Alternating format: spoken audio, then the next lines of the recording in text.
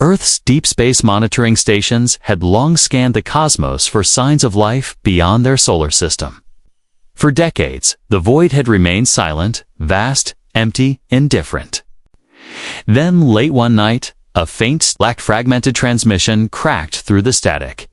Dr. Maya Linton, a linguist specializing in alien communication, sat in the dimly lit control room of the Earth's deep space array. The signal was faint, but unmistakable. A series of pulses that repeated in a pattern too deliberate to be natural. "Replay the last sequence," she instructed, eyes narrowing as the data streamed across the holographic display. Her team worked swiftly, decoding the message piece by piece. It was a distress call. The message came from a distant sector, well beyond known space. In a star system that had not appeared on any recent maps. "We're looking at coordinates in the Ceres sector," said Commander Alan Graves, standing behind the scientists. "This is way beyond our patrol range."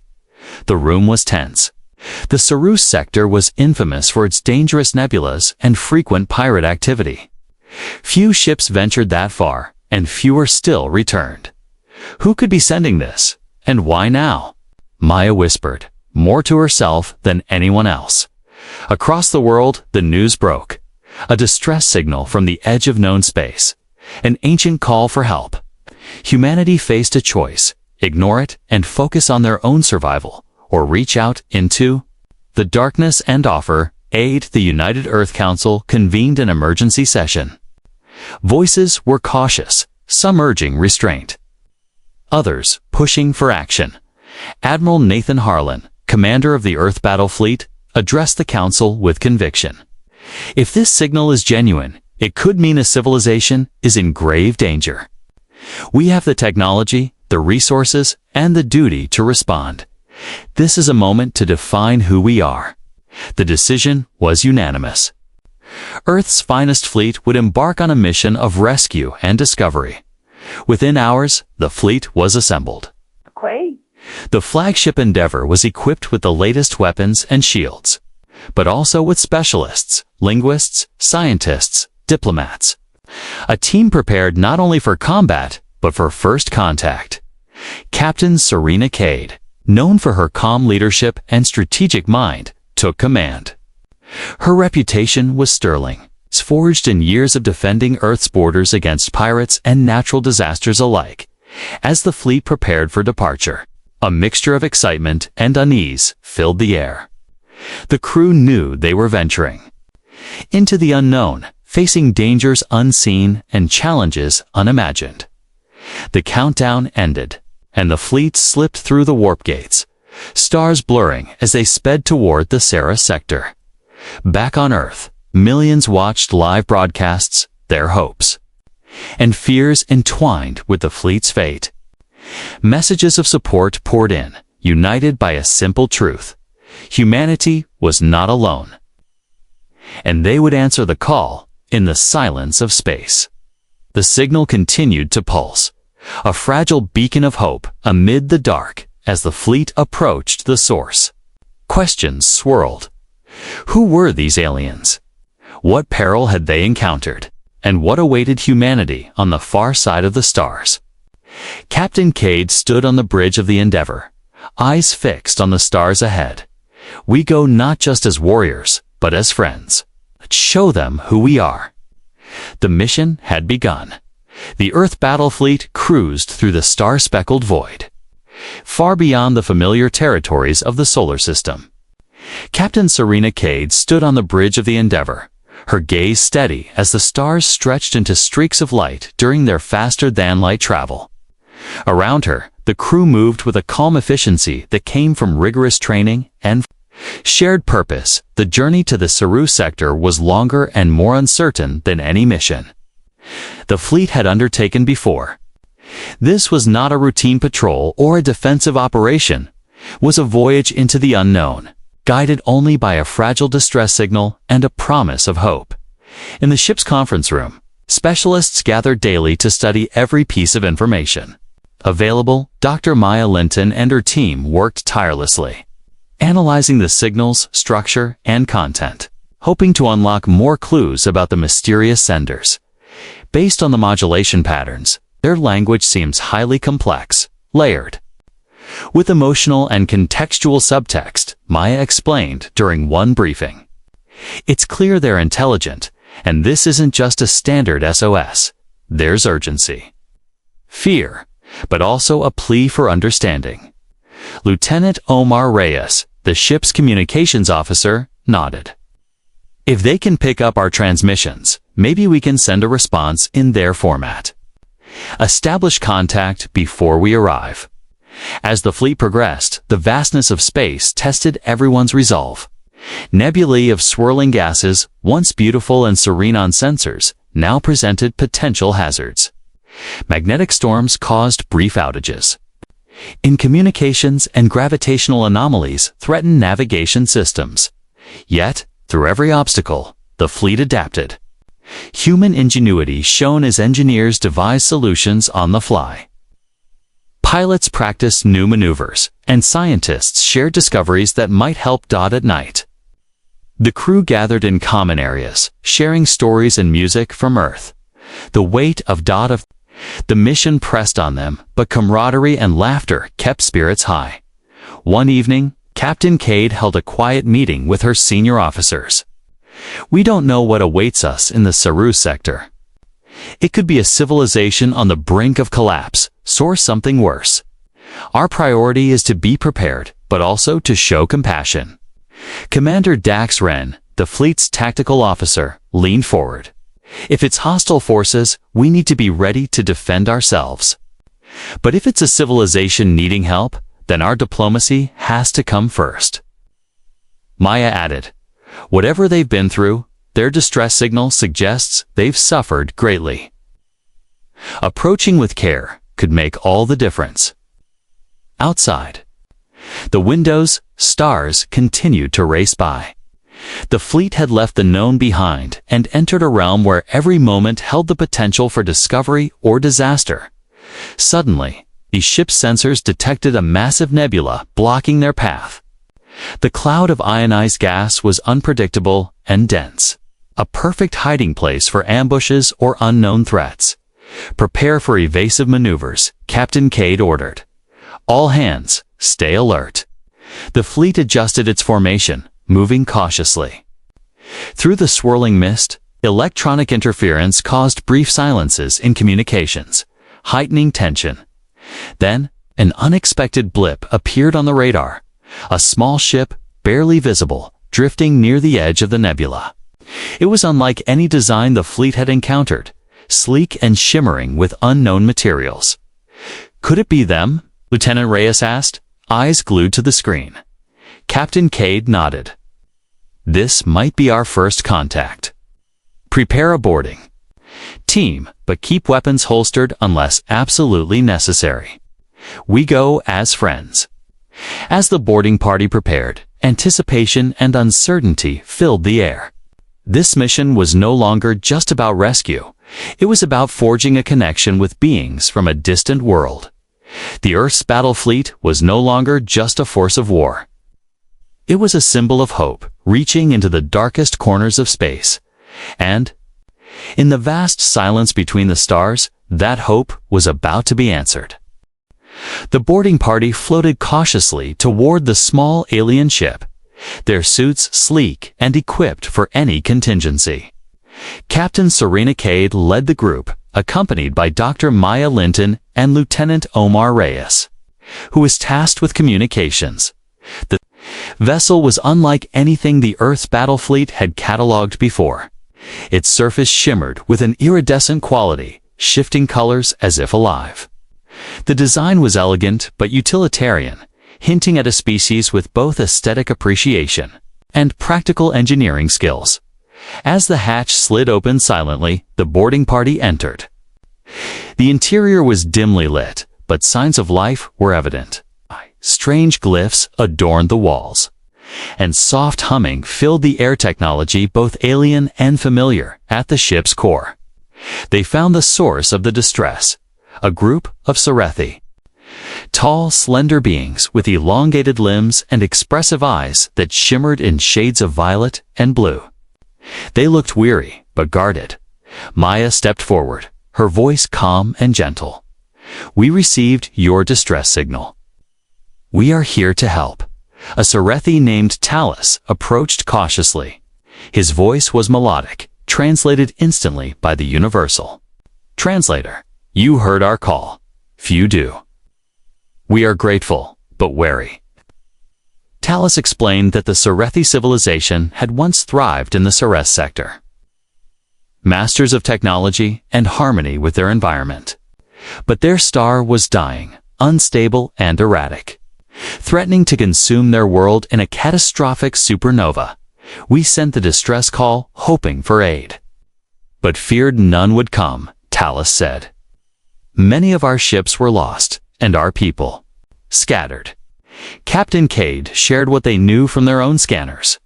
"We came as soon as we received your signal. Earth believes no civilization should face extinction alone." Despite the genuine offer of help, tension remained. The Sarethi had faced betrayal and attack before, their trust fractured by the harsh realities of galactic politics and war. Suddenly, the ship's alarms blared. Sensors detected an approaching fleet, not of Sarethi design, but something far more menacing. K's Ren's voice crackled over comms. "Captain, we're picking up multiple hostiles, closing fast." The boarding party and the Sarethi exchanged grim looks. The threat was closer than they had imagined. Back on the Endeavor, Captain Cade ordered battle stations. "Prepare for defense. We came to help, but we will protect the Sarethi at all costs." The Earth's battle fleet formed a defensive perimeter, their sleek warships maneuvering with practiced precision. Alien fighters joined the fray, their own craft weaving through the chaos. The attackers were revealed to be the Vraxin, a ruthless, predatory species known for annihilating weaker civilizations and stripping resources. Their reputation as merciless conquerors was well earned. Despite the surprise and the odds, humanity and the Sarethi fought with tenacity. Earth's tactical innovations combined with the Sarethi's intimate knowledge of their system created a formidable defense. Captain Cade coordinated strikes, her voice calm but commanding. Target their command vessels. Disrupt their formations. The battle raged under the dying light of the Sarah star. Explosions lit up the void, and fighters from both sides clashed in deadly duels. Amidst the chaos, Maya monitored attempts to open diplomatic channels. "If we can show the Vraxin this is more than a simple rescue, maybe we can avoid further bloodshed." But the Vraxin were relentless. Their fleet pressed the attack, intent on crushing the Alliance before it could solidify. When a Sarethi cruiser faltered, Captain Cade didn't hesitate. She ordered the Endeavor to intercept, absorbing the brunt of the assault and saving hundreds of lives. After a brutal encounter, the Vraxin fleet began to retreat. Their advance stalled but not broken. As the dust settled, Talus spoke solemnly. "To the Earth team, your arrival has changed the course of this war. Without you, we would have been lost." Captain Cade nodded. "This is only the beginning. Together, we can protect your people and stand against those who seek to destroy." The alliance forged in battle was fragile but real. The Earth battle fleet and the Sarethi now faced a common enemy, one that threatened not just a single species but the balance of the entire region. And as the Ceres star flickered ominously, the true challenge was only just beginning.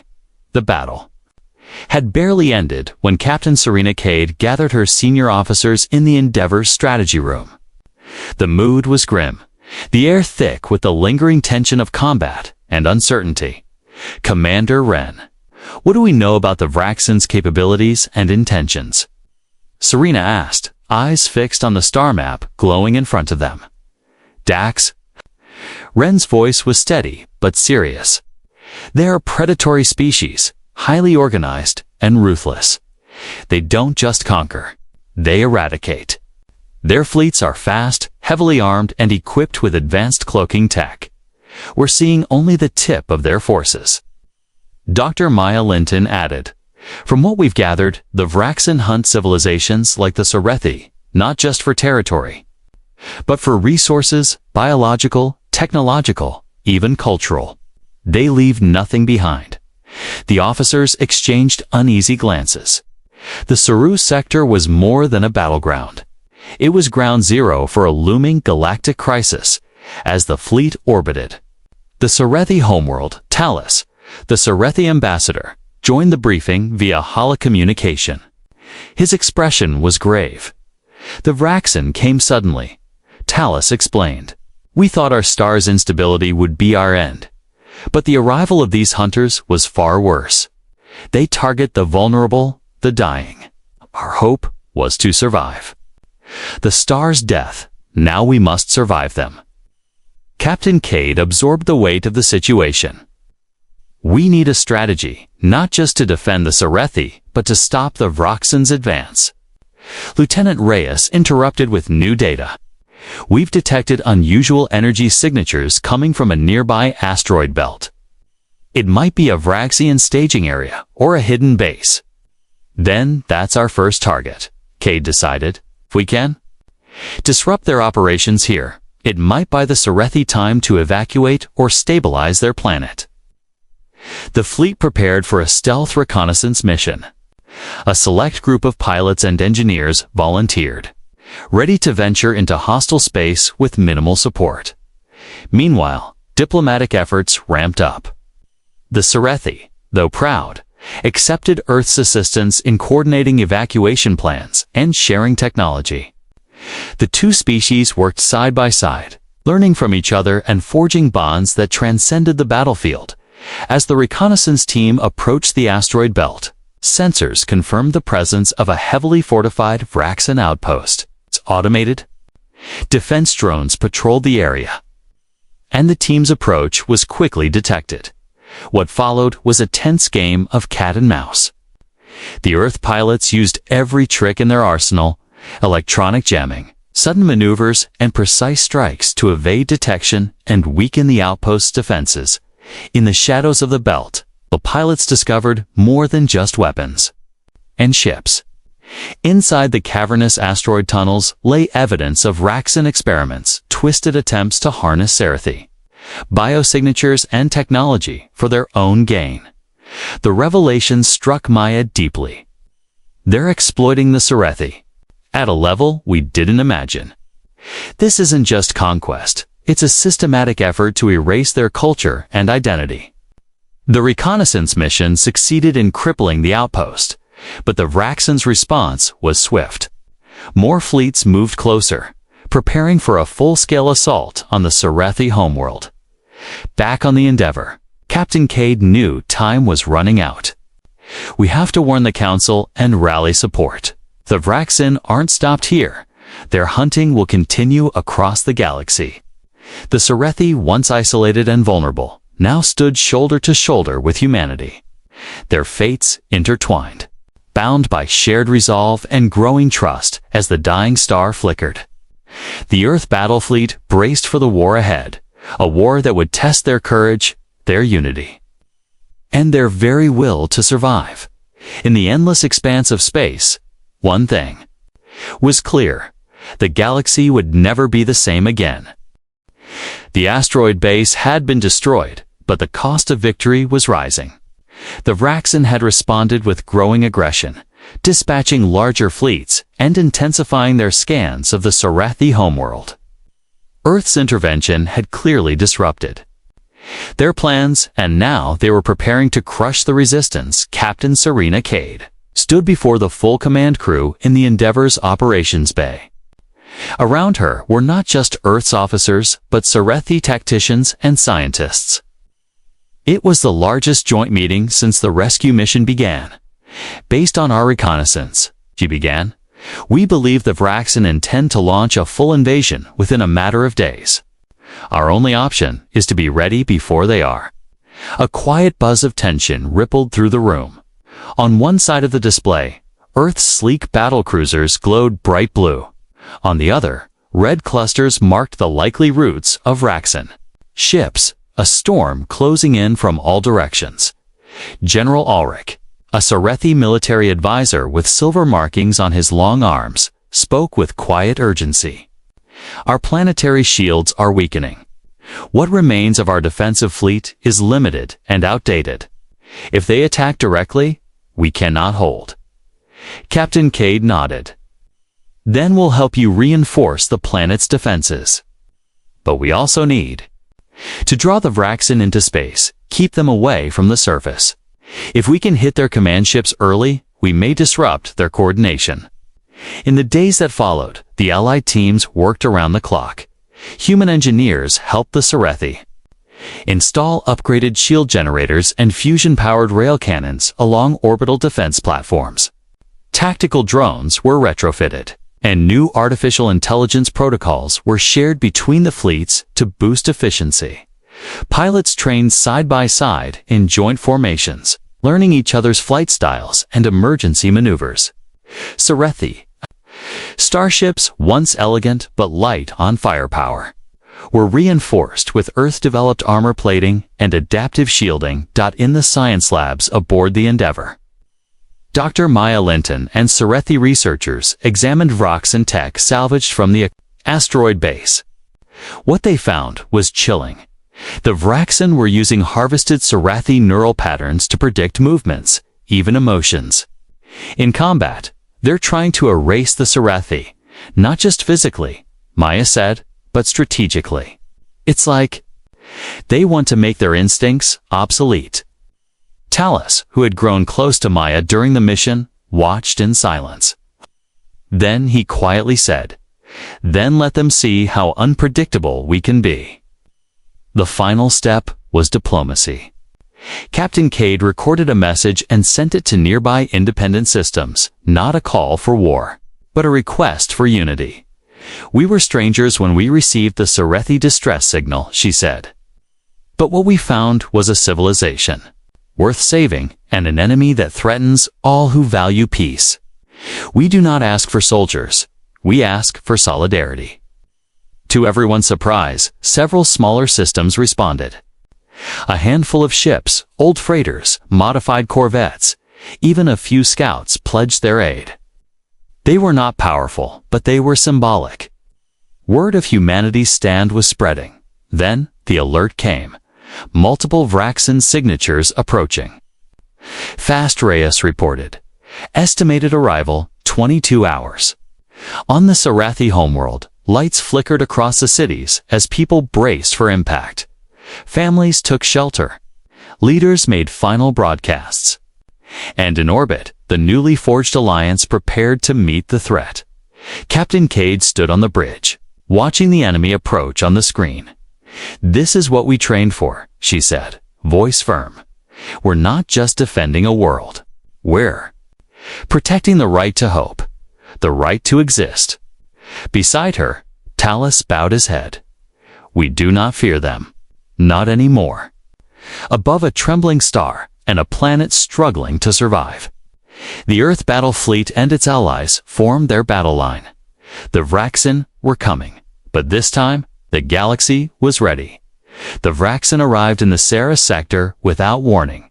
Their dark, angular ships cutting through space like jagged shadows. They did not slow. They did not negotiate. They came to finish what they had started. Inside the Endeavour, alarms rang and tactical screens lit up. Captain Serena Cade remained calm in the center of the storm, her voice a steady guide. "All ships form into defensive tiers," she commanded. "Protect the planetary shield grid. Let them come to us." The Earth battle fleet moved with practiced discipline, spreading into a multi-layered formation that gave them open fields of fire without leaving the Sarethi planet exposed.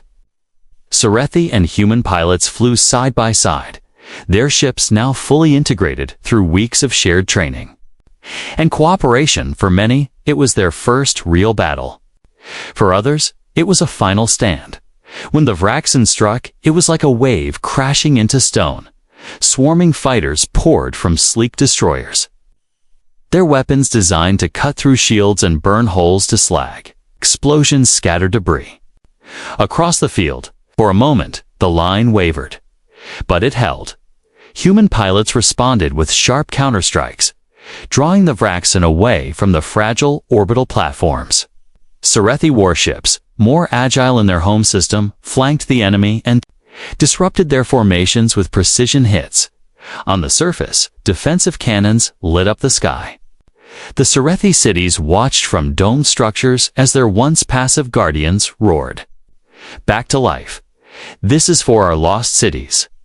General Ulrich whispered as he ordered a long-range barrage from the planetary rail platforms. Meanwhile, Captain Cade coordinated fleet maneuvers with razor-sharp timing. Redirect power to the outer flank. They're testing for weakness there. Lieutenant Reyes tracked their movements. 3 enemy capital ships breaking from the main group. They're heading for the northern pole. It's a flanking maneuver. Send. In Spear Squadron, Cade replied without hesitation. They know the terrain. Make them regret getting creative. Among Spear Squadron was Commander Elaine Thorne, veteran pilot who had once retired but volunteered when the distress call came. Her squad dove into the icy atmosphere, drawing the enemy away from orbital bombardment routes, missiles, and plasma. Fire lit up the clouds in blue and orange streaks. "You want our world," she said over comms. "Then come through us." Above, in the chaos of the central battlefield, Earth's capital ships traded volleys with the Vracen's massive cruisers. One Earth destroyer, the Daring Star, took a direct hit and began losing altitude. Its crew was saved only by a Sarethi freighter that pushed the vessel out of harm's way before detonating in a final act of resistance. It was a terrible loss, but also a moment of unity. Human and Sarethi ships, once strangers, now defended each other without hesitation. As the battle raged, Maya Linton and a small team worked deep within the Endeavor's lab bays. They had uncovered a weakness in the Vraxen's communication arrays, a frequency that could be disrupted using combined Wordsley lift, using combined Orcs' signal tech. If we can break their command link, Maya explained to Captain Cade, we might cause enough confusion to split their fleet. Cade didn't hesitate. Do it. With a single encoded pulse sent through the atmosphere and bounced off orbital relays, the command signal faltered. Vraxen ships across the battlefield stuttered in formation, turning erratically or halting their attacks. Human and Sarethi forces seized the opportunity. Coordinated strikes knocked out 2 enemy destroyers in quick succession. The Vraxen's momentum slowed. They had not expected resistance this strong or this unified. After hours of intense fighting, the remaining Vraxen ships began to retreat, vanishing into the dark outskirts of the system. Cheers erupted across every deck, but Captain Cade did not relax. "This was only the first clash," she said quietly. "They'll regroup, they always do." Talus stood beside her. "Then so will we." Together, the Alliance had survived the storm. But they all knew more would come, and this time, they would be ready. The battle was over, but the aftermath told its own story. Wreckage drifted through orbit like frozen memories, Sarethi and Vraxen ships alike, torn apart in the fight for survival. Earth's battle fleet, though bruised, remained intact. The defense had succeeded. But the war was far from finished. Inside the Endeavor's command deck, Captain Serena Cade studied the tactical display. Her brow was furrowed. "They'll regroup," she said quietly. They weren't expecting resistance. But next time, they'll bring twice the firepower. Talus, standing beside her, nodded slowly. "And our people cannot survive another direct assault. Our world is already cracked beneath the weight of this war." Cade turned toward her officers. "Then we can't wait for the next attack. We need to strike first, strategically, precisely. If we can dismantle their command network, we could throw their entire invasion into disarray." Commander Dax Wren stepped forward. "There's a high-risk opportunity." One of the Sarethi scout probes picked up encrypted Vraxen transmissions. coming from a system just outside this sector. Their patterns suggest a mobile command node, maybe even their main fleet coordinator. If we hit that node, Cade said, we buy time. Maybe we turn this war around. The room fell silent as the weight of the decision settled in. This wasn't a defensive move. It was bold, dangerous, and exactly what was needed. Preparations began immediately. A hand-picked strike team was assembled. Elite pilots, engineers, tactical AI specialists, and field scientists. Among them was Dr. Maya Linton, who insisted on joining the mission. If we find that command core, she said, I'll know how to disable it. Talus, too, volunteered. If we are to fight for our world, I must be there. The strike. Vessel Resolute, a hybrid Earth-Serethi warship outfitted with stealth systems and speed boosters, departed under the cover of a radiation storm. The main fleet remained in the Serethi system to defend what ground had been held. The journey through the outer reaches of Raxan-controlled space was perilous. The team dodged sentry patrols, navigated through debris fields, and even passed through a rogue gravity wave that nearly tore the hull apart. But the ship held steady. Finally, they arrived in orbit over an unnamed planet shrouded in mist. Below, nestled in a mountain range, was the Vraxan Command Relay, a facility teeming with activity. Heavily shielded and pulsing with energy. We won't survive a frontal assault, Dak said, overcomes. But we don't need to destroy the whole facility, just the relay core. Under the cloak of night and with the planet's magnetic storms interfering with sensors, the team descended to the surface. What followed was a tense infiltration. They moved through canyons, using the natural terrain to stay hidden from automated drones. Maya and Talus worked side by side, decoding alien systems and bypassing security layers. Inside the facility, we found something unexpected: technology unlike anything either species had seen. Organic nodes fused with machine structures pulsed. With eerie rhythm, at the center, the command core, connected to fleets across dozens of systems. As Maya placed the disruptor module into position, alarms blared. They had been detected. Cover them, Cade shouted as Vraxan sentries emerged from hidden alcoves. Blaster fire echoed through the metal corridors. Earth soldiers and Serethi warriors held their ground long enough for the signal disruption to activate. The core pulse then cracked, sending a cascade of static across the network. Above, Ruaxan ships lost formation, some veering off course, others colliding in confusion. The fleet's coordination had been severed. The team retreated to the Resolute under fire, barely escaping the collapsing base. As the ship jumped to lightspeed, Captain Cade looked back at the burning command center. One less spear aimed. At the heart of the galaxy, she said. When the strike team returned to the Serethi system, they were met with thunderous cheers. News of the mission had spread across the fleet and beyond. It was a turning point. The Alliance was no longer just surviving. They were fighting back.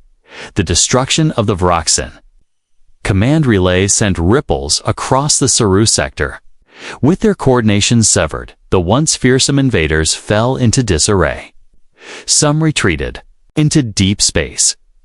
Others turned on each other, confused and without leadership. For the first time in months, the skies above the Serethi homeworld were quiet in orbit, aboard the Endeavor.